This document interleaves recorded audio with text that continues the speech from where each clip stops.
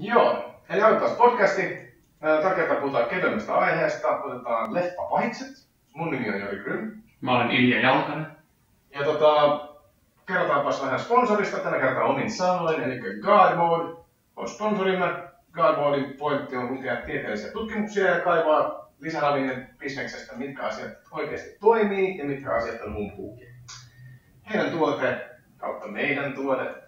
Damage Control pointti on estää aseita, jotka hyviä, vaikuttamassa sun kropassa liian paljon. Se on sellainen mystinen aine, joka kannattaa vähän googlailla. Ja pitämättä puhetta eikä aloiteta.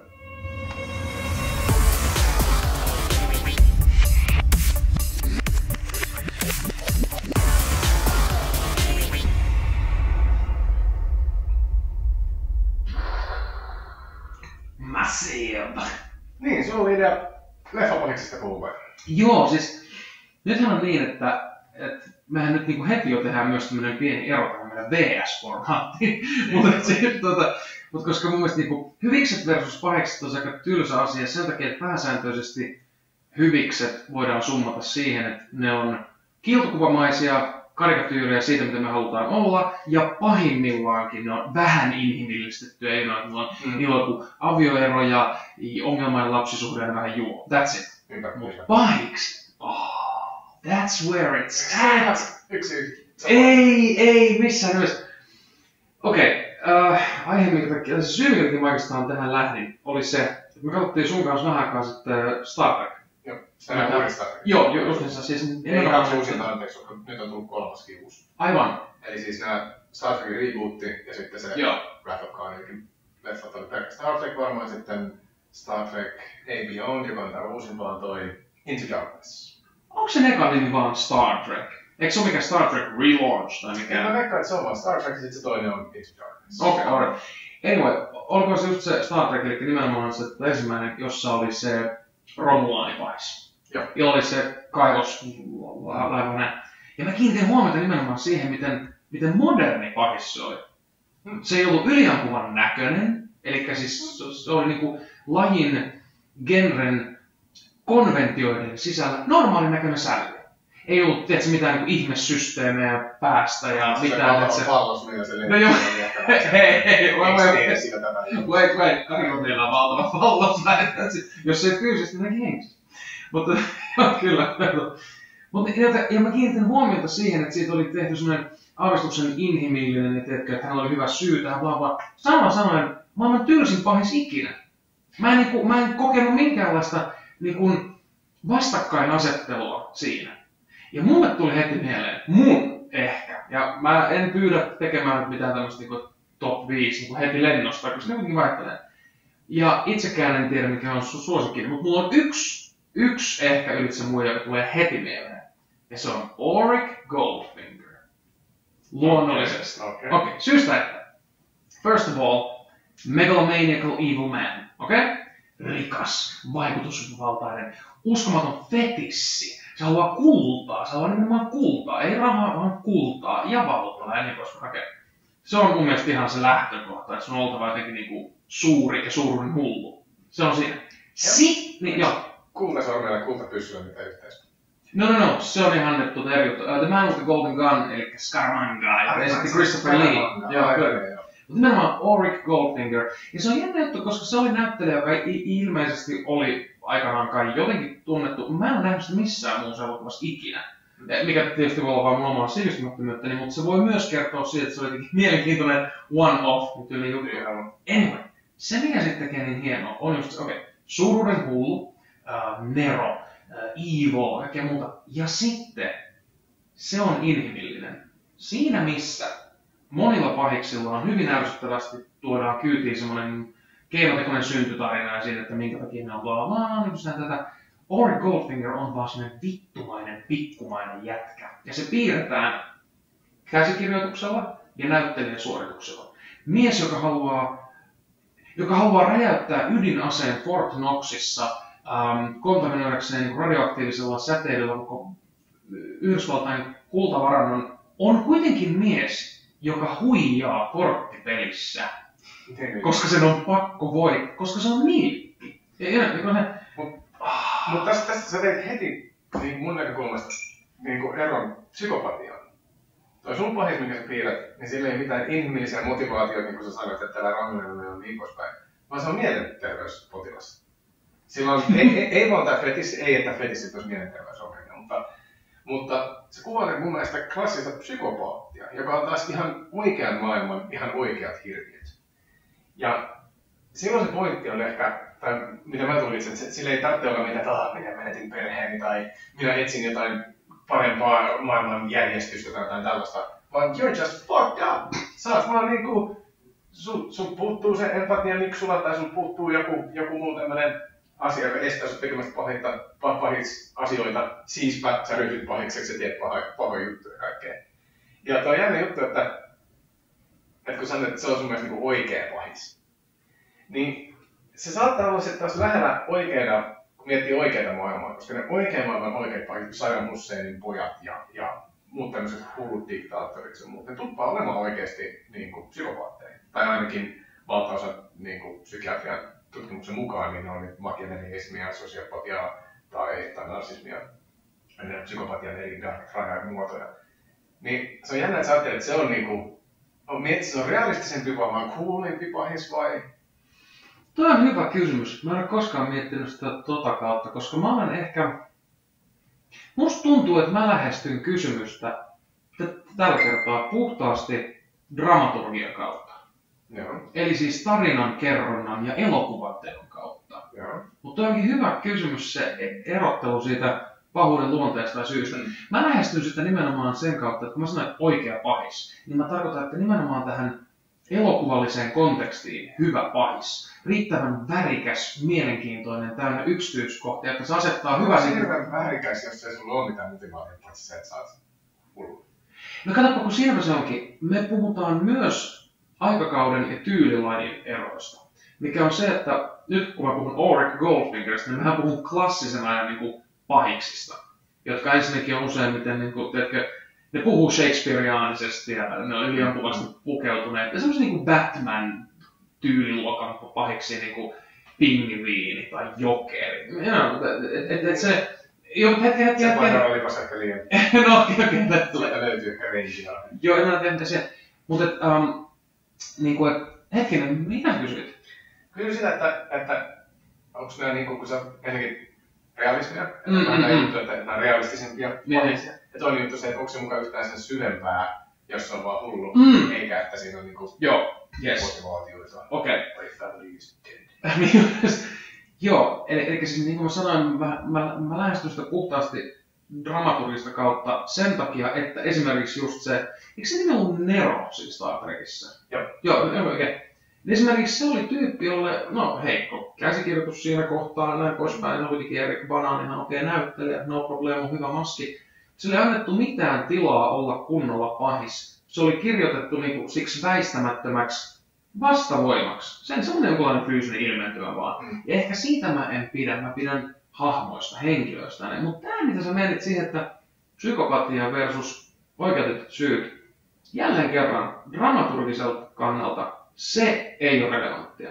Musta se päinvastoin. Mun mielestä se, että sillä Nerolla oli taustatarina ja motivaatio, taas nimenomaan mun mielestä on tarinan kerronnallisesti ehkä vähän parempi kuin se, että Goldfinger on vaan, en sanoisi, että se on ensinnäkään elokuvataiteen tai tarinankerronnan niin huippuhetkiä. What? Jopa Bondi-fanina. Mutta siis sanoin, niin kun mä tein Kapteeni Amerikan tausta motivaatiot, niin välttämättä on niin psykiatriaan asti mietitään.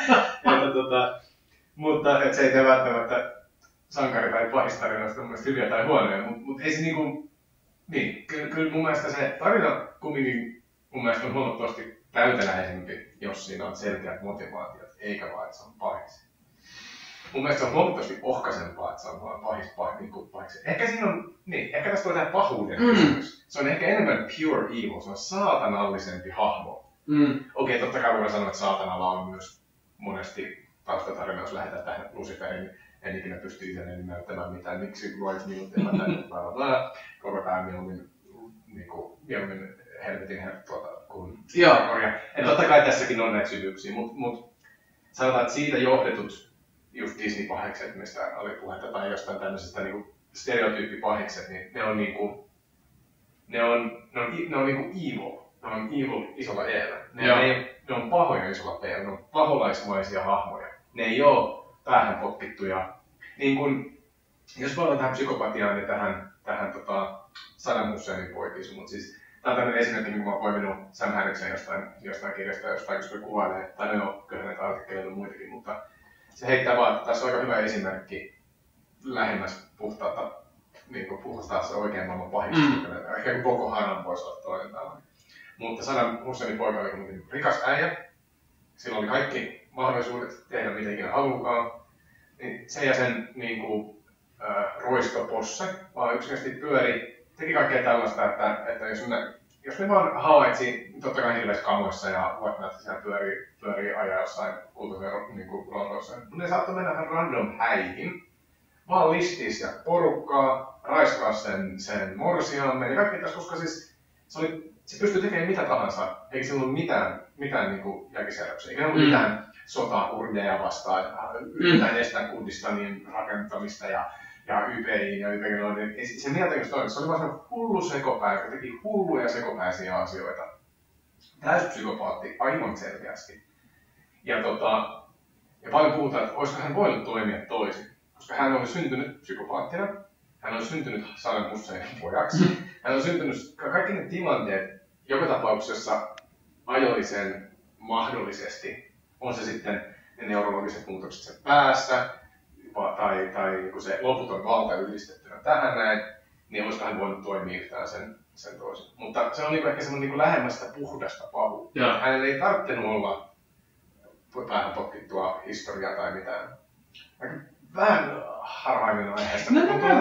Mikä on pahuuspahuus? Mun mielestä se kuulostaa pirulta tämä hahmo. Tää on silloin sarvet ja häntä. Okei, mutta joo, toi on hyvä. Ja monet itse asiassa sarjamurhaajat. Joo, näitä kuuluu se. Mutta ehkäpä tässä onkin se, että nyt me puhutaan tarinankerronnasta kahdesta erityyppisestä. Eikä niin, että ne olisi aina joko tai vaan aina yhdistelee. Mutta mä väittäisin, että se menee näin. Sulla on story versus kasvukertomus. Ja tarina on esimerkiksi, niin kuin Bond-elokuvahan on se, että se on vaan premissi, jossa hyvä voittaa aina. Se, mitä me katsomme, on se, että miten sitä tarinaa kuljetetaan. Se on jännäri. Esimerkiksi niin kuin lasten sadut on usein sellaisia, mutta niihin laitetaan jokin ohuita kerroksia henkilökohtaisesta kasvusta. Siinä, mitä sä puhut niin kuin ikään kuin, ja se on nimenomaan niin kuin se psykopaattiosasto, niin kuin, että ei ole mielenkiintoinen story, että meillä on nyt Yhdysvaltalaisarmeijan rohkea alokas 19V Nebraskasta ja kuinka hän kasvaa siinä, kun se pointti on se, että siellä on psykopaatti vastassa ja se pitää listiä. Niin se on se story, se ydin ja se henkilökohtainen kasvu on ihan muuta.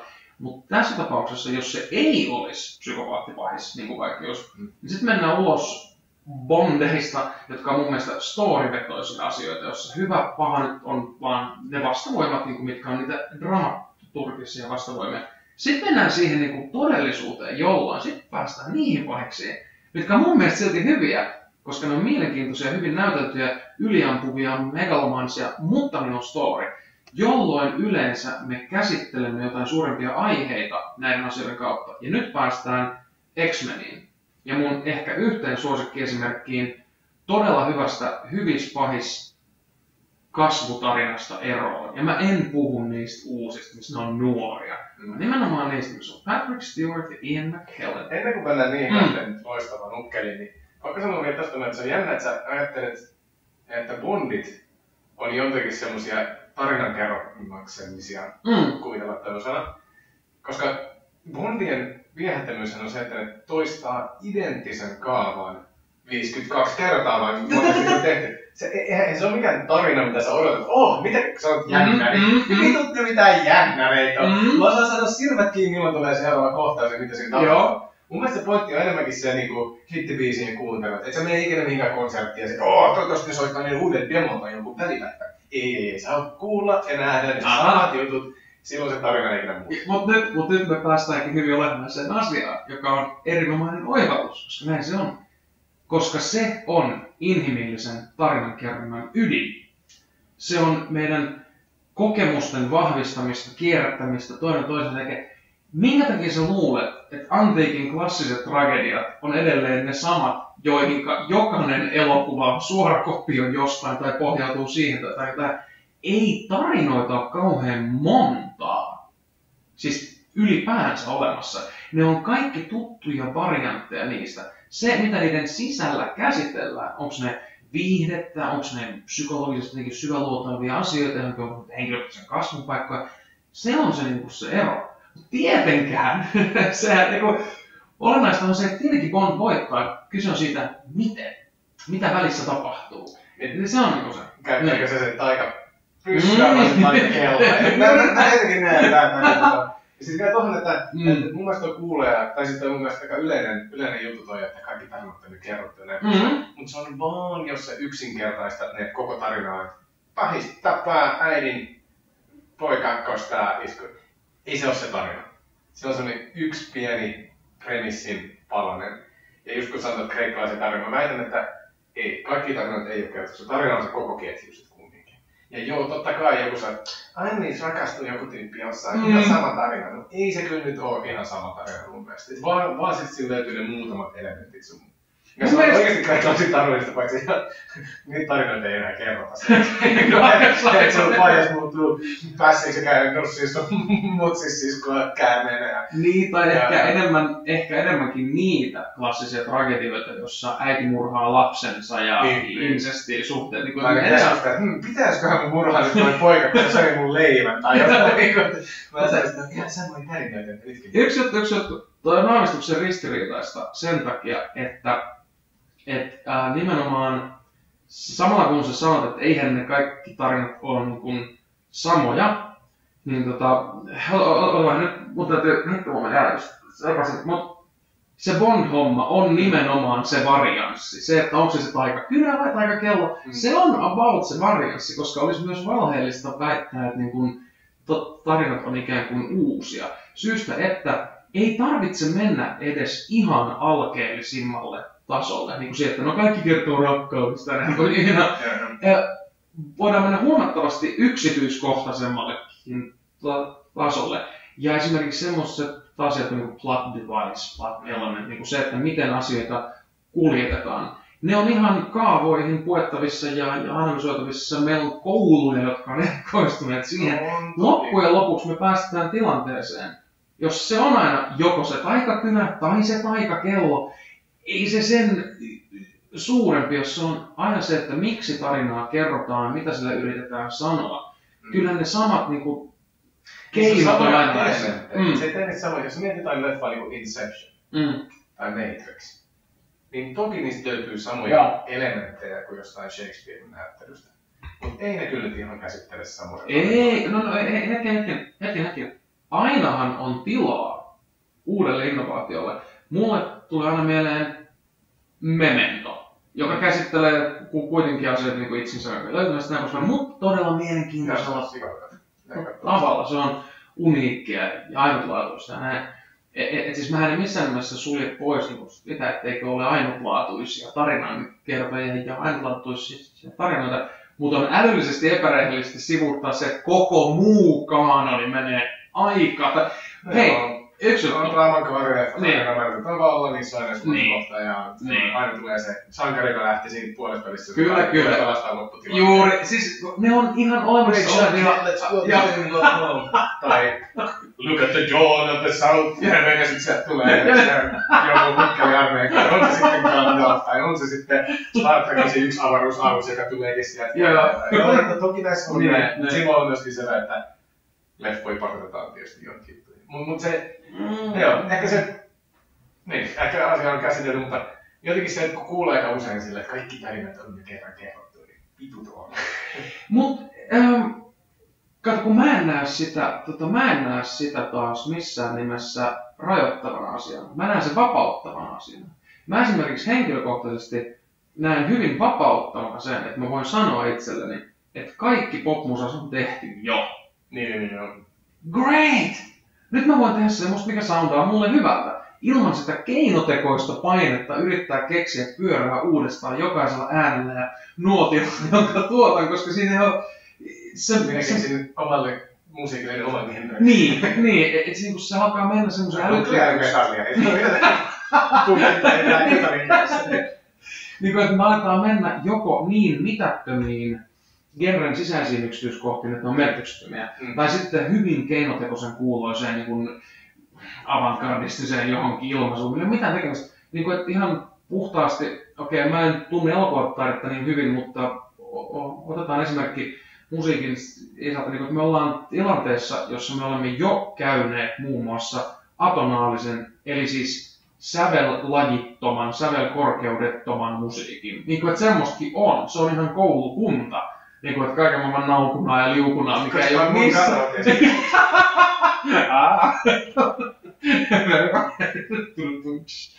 Mutta joo, et siis siinä mielessä. Joo, en mäkään tiedä siis oikeesti mistä elokuvataiteesta mitään. Hei! Mä olisin uskonut ihan täysin. Mutta mä tarkoitan se, että Lego-linnoja rakennetaan samanlaisista Lego-palikoista, ei tee lopputulosta aina samanlaista. Tai siis se on joo näin.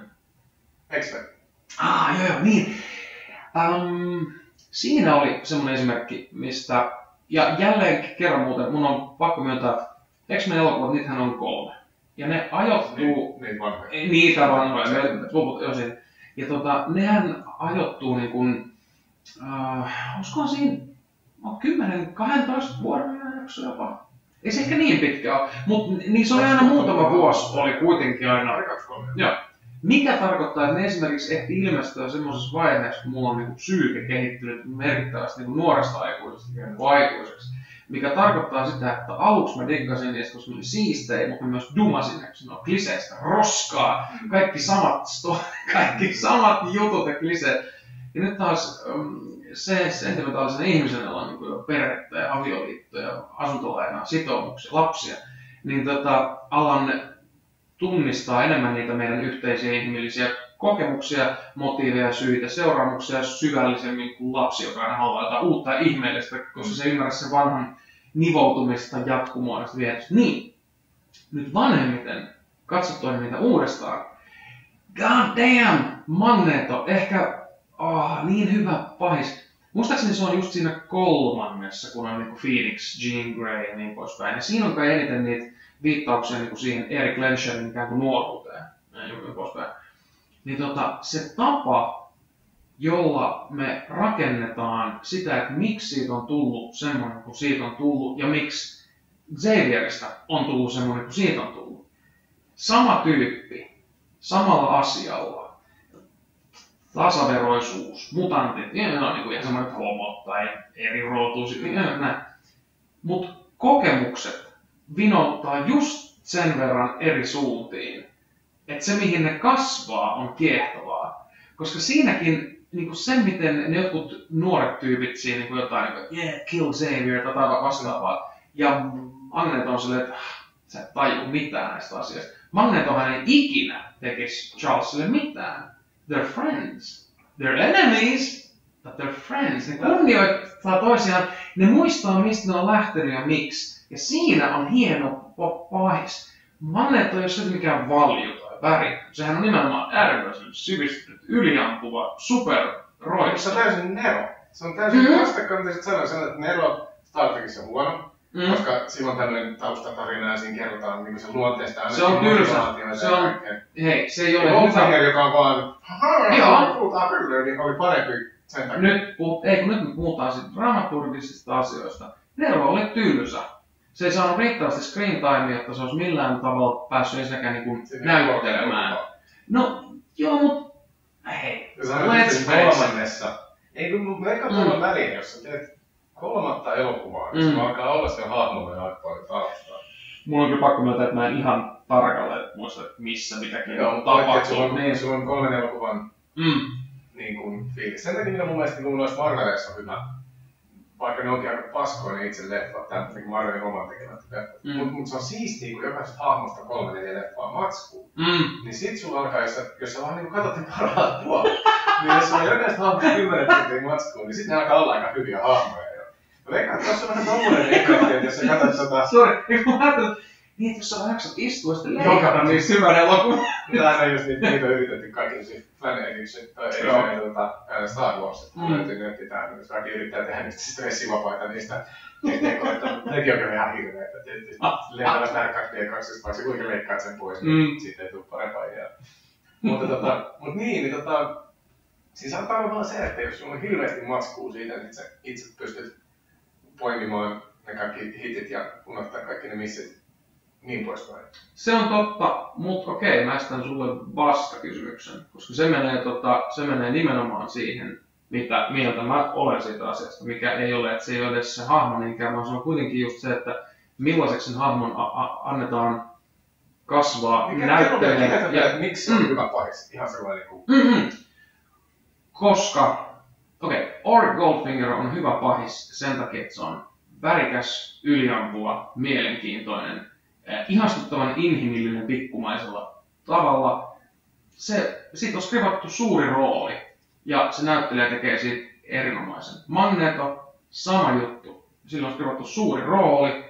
Se tekee siitä, se on myös yliampuva, megalomaaninen, inhimillinen, jyrkissä näkemyksissään kuitenkin ehkä oikeutettu. Ymmärrän, miksi hän on nyt mennyt siihen suuntaan näin. Jälleen kerran runsaasti screen time ja runsaasti hyviä repuja ja hyvä näyttelijä. Nero oli esimerkiksi mun mielestä hyvä esimerkki siitä, kun pahis tunnutaan kirjoittavan viime hetkellä, kun ollaan se, ai niin pitää meillä olla pahiskin tässä leffassa. Niin vitsi, niin eikö tää voikaan olla vaan skidiseikkailu niinku asioista ylipäätään. No pannaan sinne tommonen tyyppi tonne alukseen ja sit you killed my wife, you bastard. Great. You know. Niin just, or my planet, or whatever. Mutta se on niinku sitä dramaturgista asiaa. Että sun on annettava myös pahikselle aikaa, tilaisuus ja mahdollisuus ja hyvä näyttelijä. Ja sen pitää olla vähän yliampuva, että se jää mieleen. Mä en pidä... Mun mielestä sen Nero meni myös kategoriaan modernit pahikset. Ja modernit pahikset, mä tarkoitan sillä tätä. Tää on raju kärjistys ja yleistys, mutta keskustelun vuoksi sallittakoon. Moderni pahis esimerkiksi uusissa Bondeissa. Se on hyvä, koska se on hieno. Se on jatkumo. Niin paljon matskua. Se on niin pitkä jatkumo, että sen sisällä on hyvä tarkastella aikakauden konventioita eri asioissa. Niin kuin sukupuolirooleissa ja pahiksissa. Modernien Bondien ongelmana mun mielestä on ollut Daniel Craig fucking excellent. Pahikset. Siis mä en edes muista niitä. Niin mä en oikeesti niinku funtso, niinku kaivama. Mitä pahikset olikaan? No aivan. Joo, just hei. Ja miksi? Koska ekas kahdessa oli niin mitään sanomattomat, että siellä oli varmaan ihmiset, excuse me, who was the bad guy? Joo, mutta luettelepa muita pahiksia kuin Goldfinger. Muita siis Elliot Carver. Okei. Elliot Carver, jota... Olis tää sinne meidän diemurru? Joo. Eikö se oli mahtava? Ja huomasin, sillä oli mahtava sidekick. Se oli mahtava sidekick. Auric Goldfingerilla Ojo. Elliot Carverilla... Joo, mutta se oli myös, mutta siis se oli Stamfa ja sitten kaikki ne muut. Ja siis sehän on ihan mahtava. There's no news like bad news. Siis ylinäyttelemistä, mutta hallittua. Tahallista, hyvää ylinäyttelemistä, mahtavia vehkeitä ja niin poispäin. Dr. No, jos sä haluat etsiä niin kuin ikään kuin, että siinäkin on story taas. Eka Bondia. Niin, ja sillähän oli niin kuin taustatarina ja niin poispäin. Mutta kyllä ne mielenkiintoiset tyypit, siellä on aina niin kuin, ne on elokuvallisia. Se on enemmän modernit pahiksi. Niin, okei, tää on hyvä. Siis moderni sen takia, että se tehtiin nopeasti, vai se, että se on tänne kostotarinaa? Ei, moderni sen takia, että ne ei ole niin yliampuja.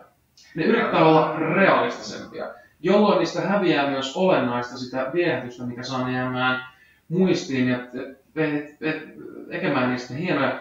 Koska siis jos... Haluan vähän niin kuin... riippuen kontekstista. Eli jos mä menen katsomaan sitä tarinaa, joka on selvä alusta loppuun. Hyvä voittaa, paha häviää, välissä on taikakello, taikakynä. Niin mä en halua semmoista, että se niinku... Niin, just, niin mä en halua niinku harmaata ja uskottavaa, tiedätkö, niinku some rogue consultant from a international bank, you know, what the fuck, niinku, en mä sitä tullut katsomaan, vaan mä tulin kattoo niinku uivia saarekkeita, jotka on stealth-suojattu niin, että voidaan aloittaa 3. maailmansota salaa. Jos mä menen katsomaan asiaa, missä on niinku aikuisten asioita, sit mä ehkä haluankin vähän niinku... Niin Hannibal Lecteri putoo tänne, tai tämmöset. Onko se sun mielestä siistää? Se on jännä juttu. Nehän menee kategoriaan yli ihmispahikset. Eli se niinku... Joo. Ja siinä mielessä ne on aina vaarallisia, koska niistä tulee helposti koomisia. Jotenka ne nojaa pitkälti sen varassa, että minkälainen näyttelijä sulla on. Mulla on Hannibal Lecteristä hyvin ristiriitainen mielipide, koska mun mielestä Hopkins makes it work. Mutta onhan se hahmo nyt vähän liikaa. Niinku, että kukaan ei edes voi... Se on just sillä yliammuttu, kun se tulee siinä... Tosin mä en näe sarjaa, että mä en sillä Red Dragon Excelelle. Ai niin, siitä on sarja siitä. Eikö en mä siitä mä en tiedä mitään. Hei, siis Sons of the Lambsin lisäksi on tehty. Joo. Ainakin se Red Dragon. Kyllä. Joka on prequeli. Sekä vanha että uusi, joo. Joo. Ja sitten on sarja. Hannibal-sarja. Sitä mä en edes nyt. Tästä Dexter Boomista tullut mun mielestä pari vuotta sitten. Okei. Ehkä pari 2-3 kautta. Suht suosittu käsittääkseni. Mä en edes kattonut mitään. Mä vähän sitä kulunut. Hetki, tämä on hyvä panetti itse asiassa. Nimenomaan Dexter Boom, joka on taas mielenkiintoinen aspekti. Sehän on itsestään selvästi pahis, mutta se on niinku hyvissä. We are rooting for a serial killer. On se niinku... Mikä jenga siinä Hannibalissa on? Onko siitä tehty niinku sama juttu. Siis se on mun mielestä ennen kuin siitä tulee psykopaatti. Ehkä. Okei. Ja sit se on jotain sen seikkailuta. Tai sit psykopaattihan se tietysti. Niin. Se on jotenkin en suoraan sanoen tiedä. Muistaakseni se on sillä, että se on ennen kuin siitä tulee siis se jotain konsultoi mun mielestä jotain ratkorikoksia tai jotain myös. Okei. Se voisi itse asiassa koulua, mikä juttu se on. Joo. Mut siinä on joku tommonen mun mielestä semmonen anne, että se on vähän myöskin semmonen konsultoiva, mutta se ei konsultoi siis vankilasta vaan niinku henkaa jotenkin FBI-uppinen tuli loppuun, koska mulla ei ole hiukkaa. Yhden lauseen, jossa on lukenut niinku Joo, todennäköisesti. Mutta hei, tiedätkö mitä? Mä tsekkaa ja testaa tätä uutta hienoa teknologiaa. Hannibal, TV ja trailer. Nerokista. Nyt katsotaan, testaan tässä hyvät budjettikatsojat myöskin. Pystytäänkö me tekemään tämmösiä väliinsettejä tänne. Katsotaan. Nyt ainakin jotain tapahtuu. Me voidaan katsoa tästä ja mä veikkaan tuohon nyt jotain muutkin näkee. Ehkä kaikki kuulee. Joo.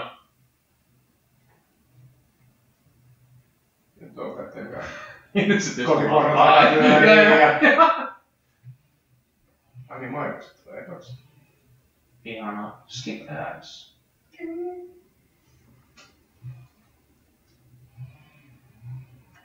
Mä nostan vähän kovaa.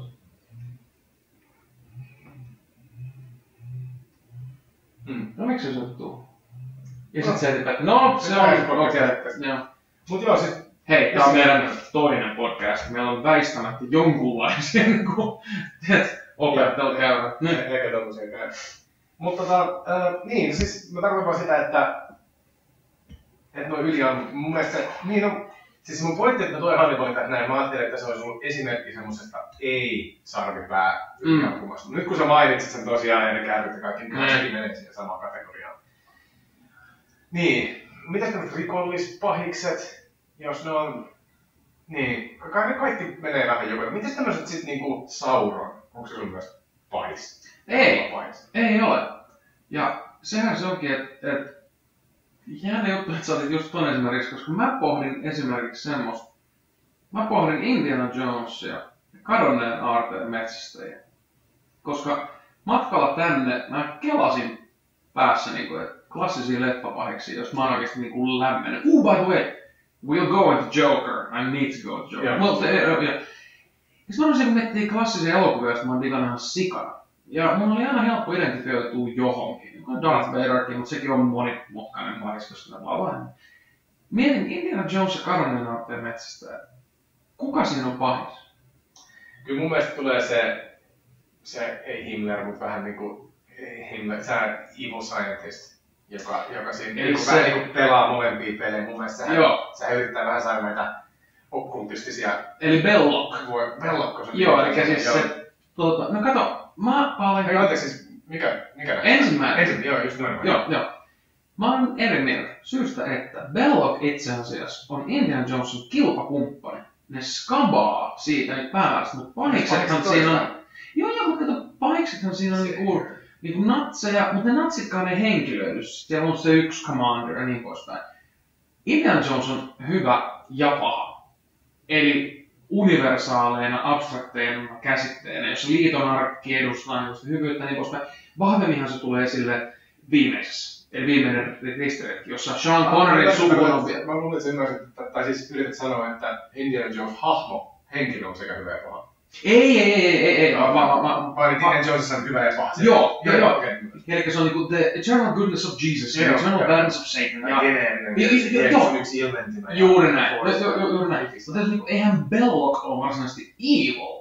Sehän on vaan niinku, mut se on se dramaturginen vastakappale. He's not an evil dude. Mun mielestä se on nimenomaan arkkitehti, ne molemmat haudanryöväjiä. Let's face it. Mun mielestä siinä on...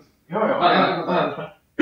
Mä veikkaan, että se on sen takia, tai mun mielestä se on sen takia nimenomaan evil, että siinä on mun mielestä Hitler ei pakistossa. Ei oo, mutta se ei ole läsnä. Hitler on vaan niinku hullu äijä, se tekee jotain poliittisia hulluja juttuja ja kaikkea super evilia, ja totta kai se on evil empire, mutta se on mun mielestä enemmänkin se, että pelko sillä, että se playaa siis Hitleriäkin, ja Hitler vaan tukee näitä sen juttuja, mutta mä veikkaan, että jos se sais yliluonnolliset taika-okkultistiset voimat jostain arkusta, niin se ottaisi ne heti itselleen. Ei se olisi mitään aikomustakaan antaa niitä kolmelle valtakunnalle, puhumattakaan Hitlerille käyttöön. Se vaan käyttää sitä, ja koska se tietää, että hän on taikavoimien jäljellä ja ultimaatte poverin jäljellä, niin mun mielestä on, että jos se saisi sitten sen graalin, mä okei, vähän eri leffa, niin ikinä se onkaan... Liitonarkki. Liitonarkki, aivan. Ei kun liitonarkki.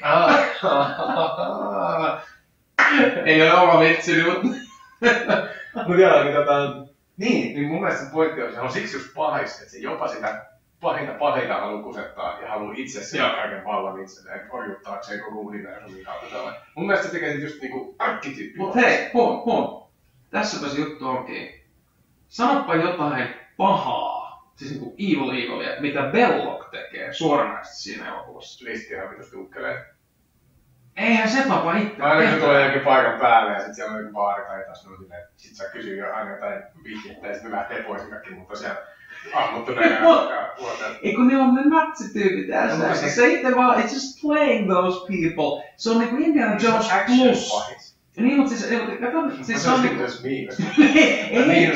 Ei, vaan nimenomaan Indiana Jones plus, eli vähän röyhkeämpi, vähän vielä niinku pitkälle vierempi. Indiana Jones ryövää alkuasukkailta niiden pyhän idon. Sillä leffa alkaa! Niin. Mutta tiedäkseen sen museo, koska ne primit niin.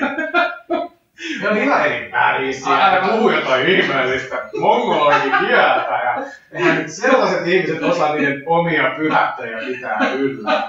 Ne kannattaa viedä Britteihin jostain syystä, vaikka se on amerikkalainen, niin todennäköisesti British Museumiin tai jonnekin tai Louvren kellariin tai jotain.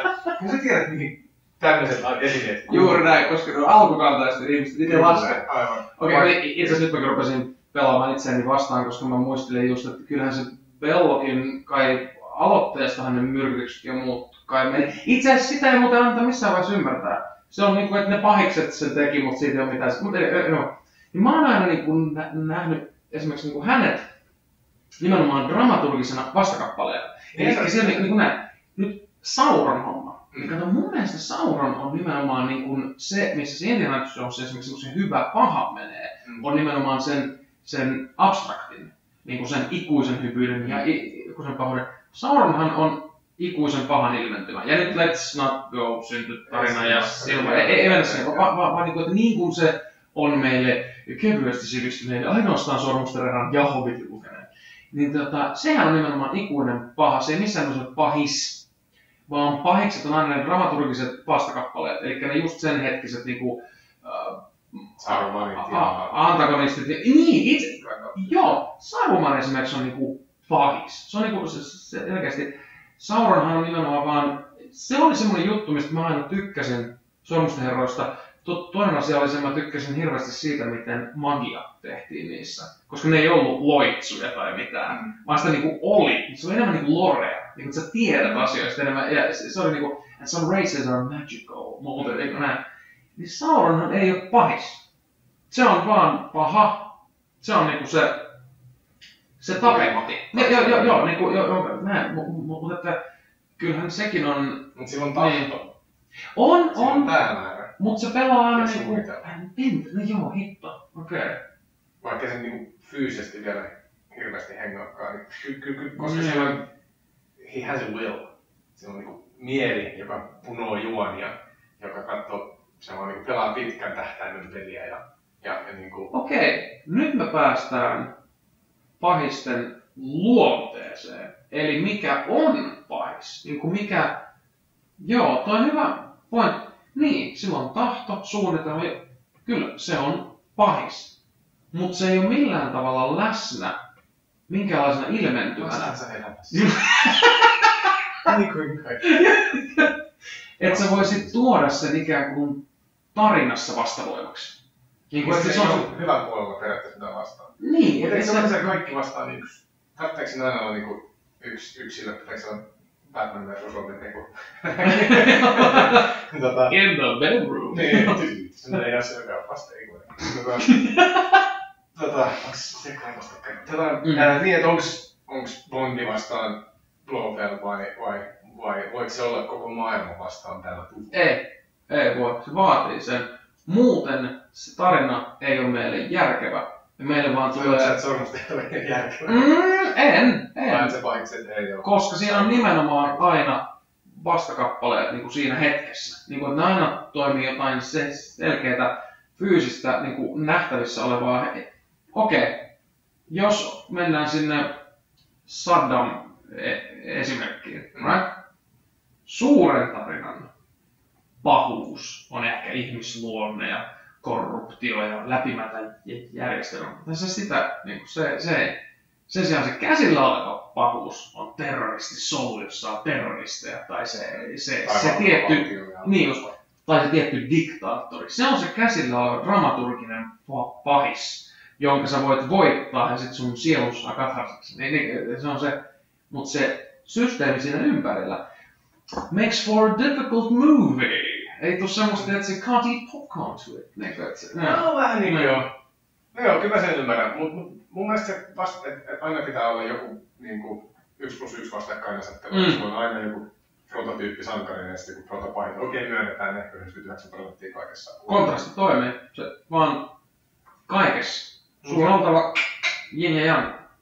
Mut jotenkin se niin, ehkä mä yritän ehkä kaivaa sellaista asiaa, mitä ei ole olemassa, eli onko Sormusten herrassa enemmän semmosia, niin että ne aatteet ja vallat taistelee ja niin kuin, että sehän on semmoinen ikuinen, että maailma on muutoksessa ja ne yrittää pitää kiinni siitä vanhasta maailmasta ja on tää ydinpelote henkinen ajattelu tällaista. Mitä jos siihen itse ydinpelotteeseen on kirjattu joku tahtosuunnitelma tällaista? No just niinku, että siinä on tämmöisiä ajatuksia, jotka toki ne ei välttämättä ole sitä, mutta niinku, että se voi oikein siinä elokuvassa sanoa yhtä sankariakaan, mutta tosiaan jos niin, se, että niitä on enemmän kuin yksi, ei välttämättä tee tätä, niin se voi silti olla tätä vastaan, mutta jos mietit, onko Frodo tässä se sankara, se sään, joka auttaa sen siihen, niin onko Aragorn, joka sitten niinku palaa ruotuun vai onko se sitten nämä Gandalfit versus Sarumanit ja kukas tämä Uruk-hai päällikkö onkaan puolella vai sitten Sauronit ja muut, niin että vaikka siinä on monta hahmoa, niin totta ei se välttämättä tee sitä vastakkainasettelua olemattomaksi, mutta onhan siinä mun mielestä, jotenkin kun Sormusten herra katsoo, niin toki se on semmoinen visuaalinen mahtava juttu ja eri tunnelma lähes ja niin poispäin.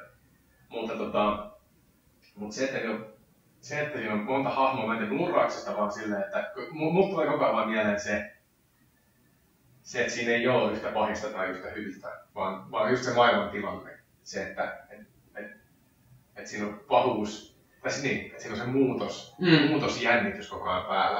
Ja sitten kaikki on saatu vittu täällä ihan perään. Kaikkihan pelkää, että ei saata sanoa ääneen muuten kohta niinku. Ja sitten siinä on se, että niinku they're coming. They're coming. Kato hei. Kato kun nyt se homman on kyllä just tää. Tarvitaan pahista. Ehkä se on kysymys. No kato hei, nyt siis sä oot mun mielestä ihan oikein se itse asiassa selitit omaa pointtiasi eri kautta, mikä on se, että Sauron on just se on vaan evil, ja kaikki mitä sen edessä tapahtuu, on nimenomaan niiden ihmisten omia motiiveja ja muita, joita ehkä ajaa se isompi paha ja se isompi tahto, mutta ne on nimenomaan niin kuin näiden ihmisten ja otusten konflikteja siinä isommassa niin kuin skeemassa. Se, mitä helposti luetaan Sormusten herran, just niin kuin näitä ikään kuin aatteet ja muut, niin se menee jo aika metaksi. Se ei ole siinä elokuvassa enää mun mielestä niin kuin lähellekään niin vahvasti viitattu. Se oli aikoinaan ihan mieletön väittely. Puhuu tulevasta pahuudesta, tulevasta muutoksesta, tulevasta asiasta. Kyllä se on mun mielestä se muutosvastarinta. Joo, mutta mä väitän, että se mitä sä luit, niin esimerkiksi Ydinpeltoa ja nämä muut, mä väitän, että se ei tule siitä leffasta, vaan se on tietoa, joka sä olet saanut muualta ja niin pannut se yhteen siihen syystä, että siitä on älyttömän paljon kirjoitettu, miten silloin aikoinaan sitä pidettiin vertauksena niin kuin Neuvostoliitolle ja miten myöhemmin siihen ruvettiin lukemaan, siis kymmeniä vuosia kirjoittamisen jälkeen, niin kuin, että idästä tulee kommunismin uhka ja just kasvattomat robotit. Juuri näin, mutta eihän se niin, vaikka Tolkien hän itse muistaakseni sanoi jotain siihen suuntaan, että jos siinä jotain tämmöistä on, niin se on alitajuista, mutta ei hän ole sitä niin kirjoittanut, että tämä on niin story. Hän on poiminut eri kanssa. Joo, juuri näin. Niin siinä mielessä tarvitaanko pahista? Kyllä. Jopa silloin, kun pahuus on isompi, laajempi käsite, sulla on oltava sen edustaja. Jos sulla ei ole sitä edustajaa, sulla ei ole dramaturgista jännitettä, joka tulee siitä, että sulla on hyvis versus pahis. Mielenkiintoista. Koska muuten sulla ei ole mitään... mä pelkistän sen näin. Ketä se hyvis vetää dunkkuun lopussa sillalla, aina silleen, että se pahis kuristaa sitä alaspäin, mutta sitten se saa häirityä. Hän voittaa aina pahiksen. Aina pahiksen. Ja koko paikka. Mutta tässä oli mielenkiintoinen juttu. Tiedätkö, mut tuli mieleen nyt jälkeenpäin, kun puhutaan niin hyvin obvious juttu, mutta niin psykologiasta siis prototyyppejä. Et ihmiset kategorioi juttuja. Ja just tämä, niin että sä rakennat sun stereotypioita jostain yhdestä konseptista, jotka on niin erilaisia tämmöisiä yleisesti ajateltuja niin kuin ominaisuuksia, niin kuin se ei tuoli, niin stereotyyppinen tuoli on tietynlainen nelijalkaa ja tällainen, mutta sulla on muitakin ominaisuuksia silloin. Ja sä voit päästä semmoisen yhden prototyyppituolin, jota saan vertaa. Onko tämä pahiksen tarvitseminen juuri se, että negatiiviset asiat, pahuus ja ilkeydet ja tämmöinen niin kuin dominoiva vastaus, ehkä tämä muutos idästä tulee, jos ei varmaan että lännestä tulee, mutta se pointti, että jotta sä voit itse kalibroida sun moraalisen kompassin, sä tarvit sille abstraktille ajatukselle jotain, jolla sä rakennat vastustajan prototyypin. Ja nyt mainitaan sille vastustajan prototyypille tämmöisiä ominaisuuksia, jotka me liitetään just leffapahiksiin ja on se sitten näitä kreikkalaisia pahiksia ja niin poispäin. Me yritetään ikään kuin poimia sieltä, että mitkä on niitä stereotypioita, jotka nimenomaan rakentaa tämän yhden prototyypin. Ilman sitä prototyyppiä ei voi käsitellä koko ajan. Täällä on täysin kaka-ajattelu tai sitten tämmöistä Dr. Phil riffittelyä, tai todennäköisesti kumpaakin. Mutta I'm here to tell you got it. Millainen olisi tarina, jos olisi selkeä niin kuin hyvä vastaan paha asetelma, mutta ei pahista? Mitä jos sitä ei puettaiskaan hahmoksi? Niin kuin, mun mielestä Sauron on siitä mun mielestä aika makea pelottava. Että just se, kun se on vaikka se on niin kuin personifikaatio siinä mielessä, että se on suunnitelma selkeä. Se pelaa sitä shakkia, sä et ikinä näe sitä. Joo. Ja se on vähän semmoinen, vähän niin kuin mäkin tulee mieleen Turingin testi, että onko se joku oikea tyyppi. Että nämä jutut näyttää enemmän niin kuin, juuri niin kuin se suunnittelee, mutta me ei oikein nähdä sitä ikinä. Me vaan tiedetään, että se on joku mieli jossain tällä, mutta onko sitä oikeasti olemassa? Onko se vähän sellainen robottinen tai semmoinen, niin kuin, tulee mieleen niin kuin tämänhetkiset elokuvat, missä joku artificial intelligence tekoäly tekee pelaajasit aina näitä pelaa. Mutta mitä eroa siinä, että onko se oikeasti niinku tajuissaan, onko se vaan, pelaako nyt tuulimyllyyn vastaan, ja mä oletan, että se tuulimylly ja tällainen. Me mietitään, ja se on musta aika siistiä siis Sauronissa ylipäätään. Ja voisiko olla Star Warsia tai Sormusten herra ilman niitä pahishahmoja? Kun sanoit äsken, että se on pakko olla se pahis, mutta millainen sellainen leffa olisi, missä olisi selkeä paha asia? Siis nyt menee aika riittelyksi, aika metäksi. Mitäs nämä leffat, missä on niinku Ebolaa vastaan ja kaikki nämä Contagion? Zombie-elokuvat. Zombie-elokuvissa harvoin on pahiksi. Hei, zombie-elokuvat nyt hirveän trenkkejä, niitä on miljoona. Niissä harvoin on pahiksi. Mutta ne on supersuosittuja. On, mutta ne on kaikki huonoja. No niin, munkin mielestä. Ei, mutta siis ne on supersuosittuisia. I am making a serious point. Kyllä se paska on herkullista kärpästen mielestä, mutta jopa epistinen kommentti. Mä olen tietenkin kuningas kärpäsen. Mutta siis nythän on niin, että toi on mielestäni ihan hyvä esimerkki. Se, että ne on suosittu ja niin kuin ne, Walking Dead. Zombithan on viitekehys. Ne on täysin merkityksetön asia. Pahiksethan siellä on ne ihmiset, jotka puukottaa toisiaan selkeä. Ehkä se ei olekaan se koska zombeus, mitä vastaan. Joo, ja sitten just joku, tää on hyvä esimerkki, luonnonkatastrofielokuvat esimerkiksi, jotka enemmän niinku... Niin se on sama juttu. Niin, siellä on aina sen ryhmän sisällä on se joku pahis, tai jossain Ebola-hommissa, niin se on aina joku virkainen. Että se on aina joku virkamies kanssa, no there's no such threat. Ja sitten se on se ihminen, joka pitää niinku vakuuttaa tai ohittaa, että niinku saadaan, sulla on niinku aina oltava se dramaturginen vastavoima, koska sinänsä jotain virustakaan kamppaileminenhan on...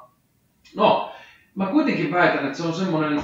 Tää on nyt vaan tämmönen. Mut semmoset luonnonvoima, katastrofielokuvat, just kun zombie-elokuvat ja muut, ne on vaan huonoja. Niinku et siis... Ne jää ikinä elokuvahistoriaa sivuille muuten kuin ehkä joku ensimmäinen katastrofielokuva, jossa laiva uppoaa ja amazing effects, jotain semmoista.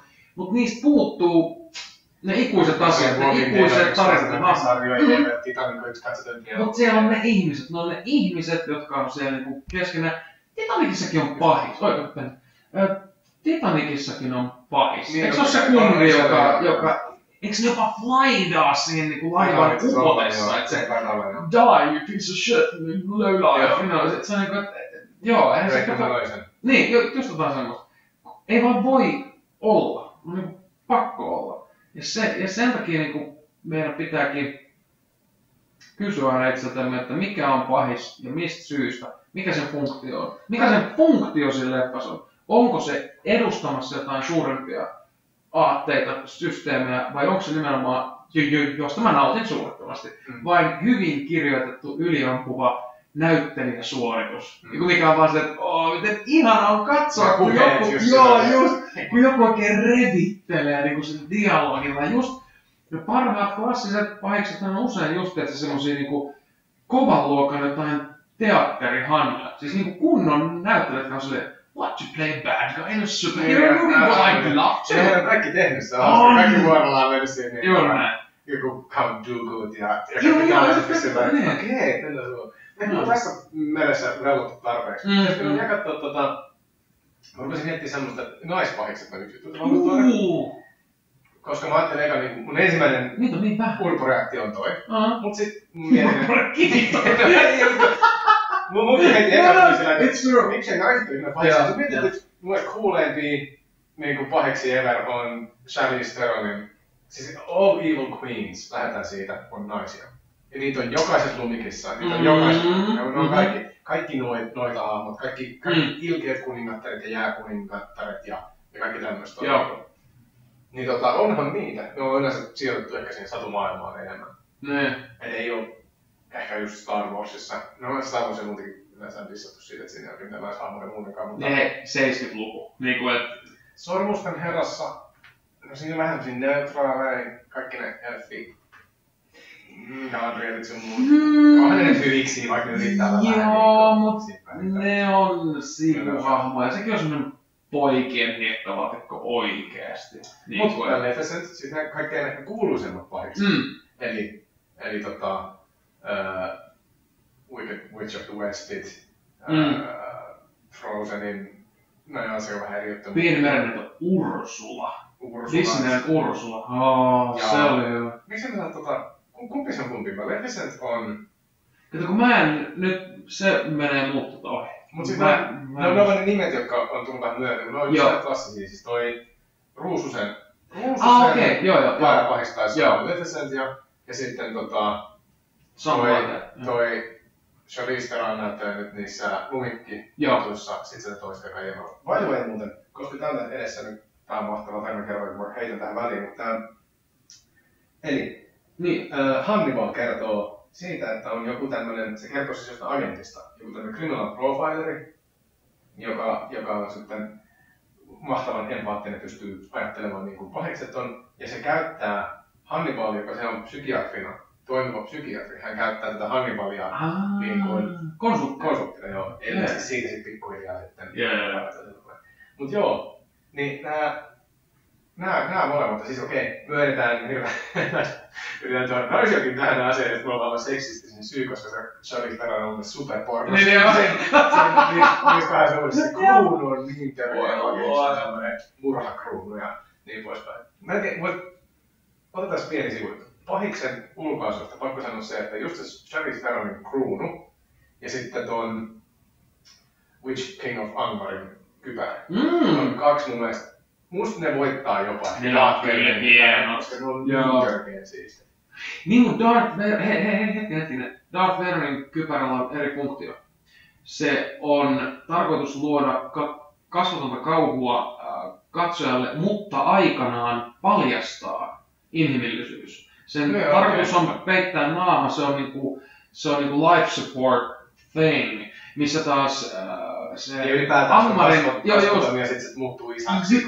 Juuri näin, missä taas se Angmarin kruunu esimerkiksi, niin nehän on nimenomaan, ne kruunaa häikäilemätöntä avointa pahuutta. Plus se on kypärä. Juuri näin, että se on niinku se.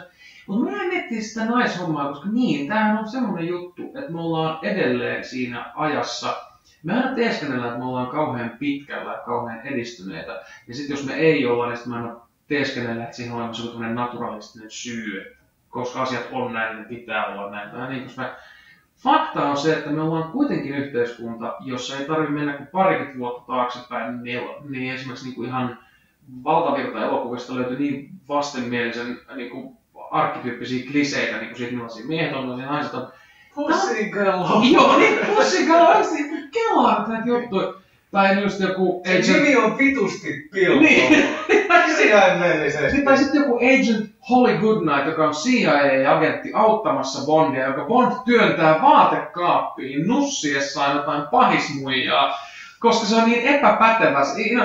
Totta kai jos pitää tehdä tää kaviatti, että kaksi kundia puhuu taas asioita. No joo, ja bla. No mut me nyt ollaan räntäisiä, että ei liity. Se ei ole niinku sen vika. Mutta mä tarkoitan sitä, että me ollaan nyt siinä ajassa, jossa mä väitän, että se on sellainen siirtymäkausi, jolloin me aletaan kirjoittaa ensin, ja on jo tehty jonkun aikaa, aletaan ensin kirjoittaa väkisin asioita naishahmoille ja naishahmoihin, ja sitten pikkuhiljaa se asia muuttuu siihen, että se alkaa olla niinku oikeeta ja toimiva. Mun mielestä yksi hyvä esimerkki on se uusi Judge Dredd, se etelä-afrikkalainen Judge Dredd, jossa ihana Karl Urban on mama. Eli se jengipomo Friidu. Ja se on nimenomaan tehty niin, että se näyttelee on hyvä. Okei, Game of Thrones. Game of Thronesissa on hyviä naispahiksia. Ne on ihmisiä. Niitä ei yritetty kirjoittaa niinku julmemmiksi kuin miehet tai jotenkin. Ei, kun ne on vaan just, vaan ne on vain ihmisiä, joiden sukupuoli on nainen, jotka on pahiksia, koska ne vaan niinku on.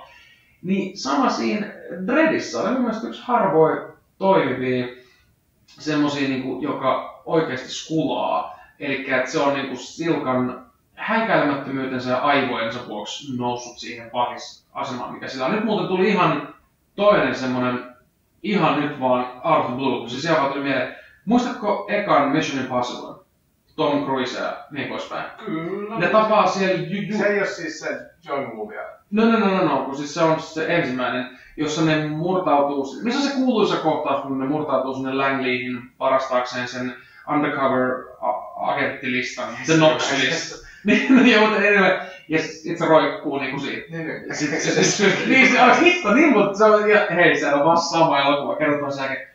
Anyway, niin siinä on se yksi niistä pahiksista on Vanessa Redgraven esittämä se asekauppias, joka on niinku se erittäin sophisticated older lady about to buy the list. Ja sit on se nuori mies niinku bodyguardina. Ja mä aluksi, että vitsi mikä lisää. Ennen kuin mä hippasin, että se on itse aika fiksusti kirjoitettu, koska se Gimmahan on asemassa, missä ei ole mitään väliä, että oot se niinku vahva vai heikko vai onko se niinku pinku vai munat. Se on business-nainen, se on business-ihminen. Se on aika hyvä hahmo, mutta se vaan tuli vaan mieleen. Joo, ei kun tuli vaan, että puhutaan tästä fyysisestä vahvuudesta erikseen. Pahikset harvoin on fyysisesti vahvoja. Yleensä on myös semmosia niin mastermindeja. Tuli mieleen, että onko sillä väliä, että onko se fyysisesti vahva vai ei, koska kaikki pahikset on vahvoja henkisesti.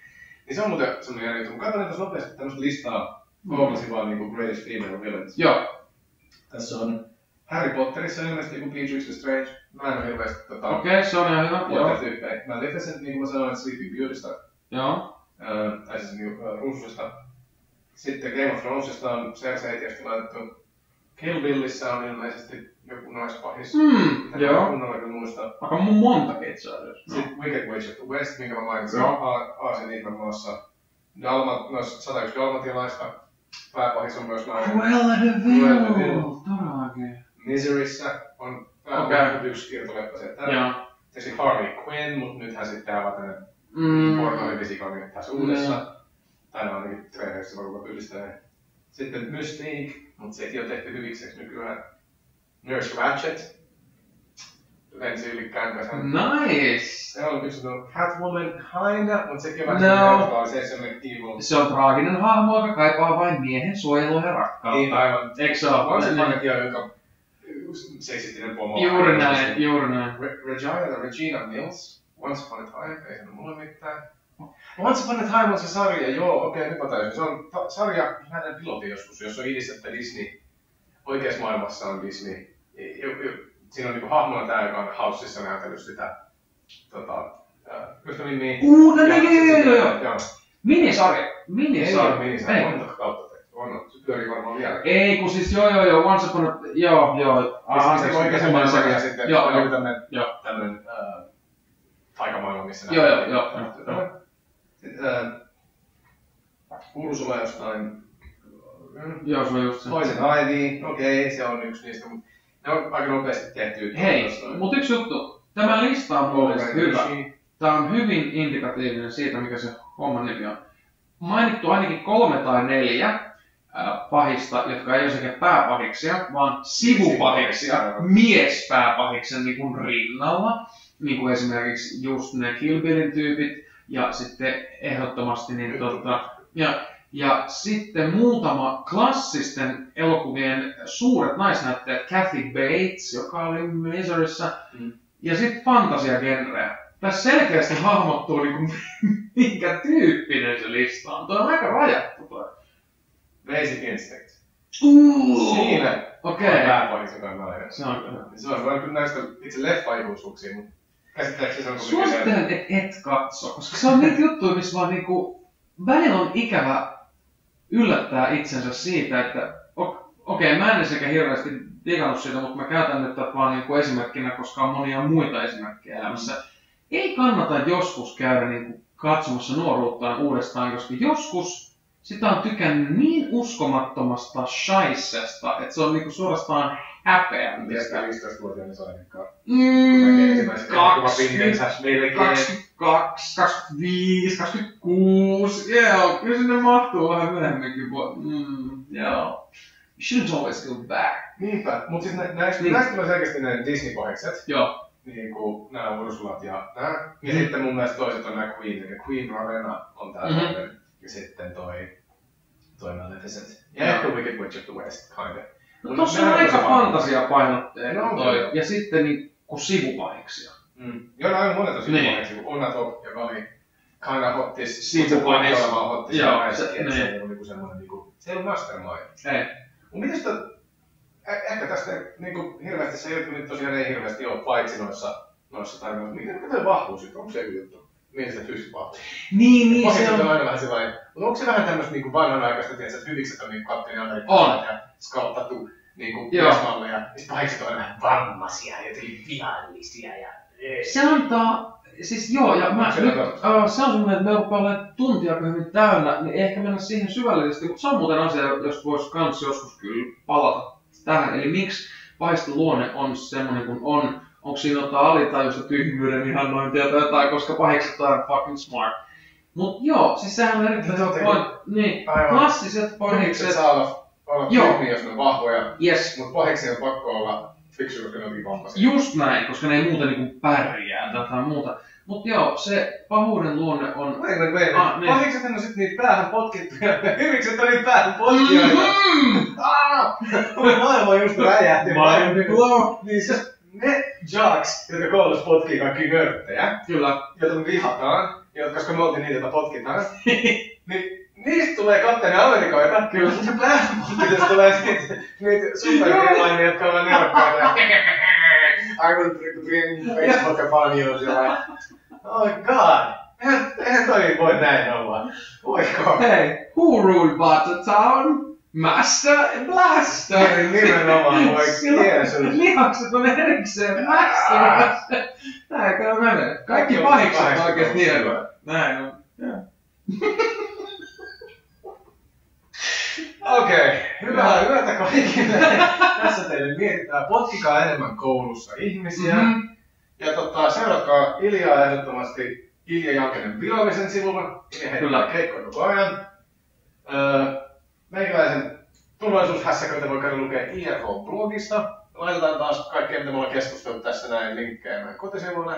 Tsekatkaa Facebookista Ilja plus Jalkanen. Ei pääse sinne päinkään. Vaan Grym plus Jalkanen vastaan maailma. Kiitos. Twitterissä. Niin, plus Jalkanen. Kaikki ristiriitainen suomi. Haluan Blofetille syy. Enköhän lyökkää emääntä, että lähtetään jostain. Ja tsekatkaa niitä. Katsellaan ensi jaksossa ensi juttuja.